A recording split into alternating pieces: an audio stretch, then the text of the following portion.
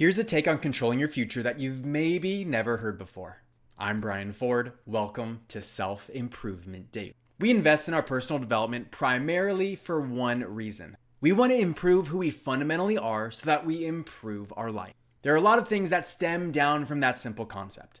When we show up more present, emotionally aware, and regulated, we behave in such a way that creates the corresponding results. Better health habits lead to experiencing the reality of having more energy and being at a healthy weight. Bolder business activities open up bigger doors full of more opportunities, which is reflected in our bank accounts. Any change you want in your life is downstream of changes you make to yourself and what you do. This is why I leaned in when I heard Dr. Benjamin Hardy's definition of self-efficacy, your ability to attain a desired result. When you have more self-efficacy, then what you envision for yourself is made manifest more often. If you don't, then you're in less control of what comes to be. But there's still a missing detail. Inputs aren't guaranteed to generate outcomes. They influence the likelihood of them happening. In that way, more self-efficacy increases the odds in your favor. This is really important to consider because there are a lot of factors beyond your control that influence the relationship between cause and effect.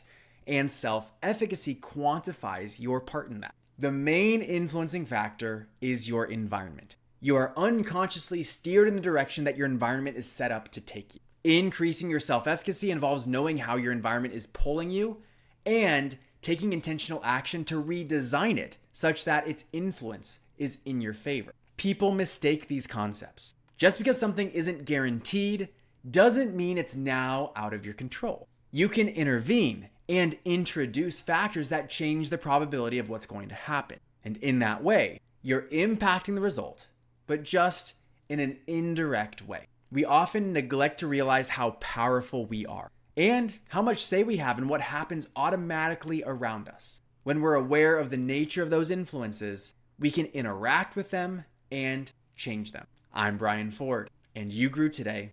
Let's do it again tomorrow on Self-Improvement Daily.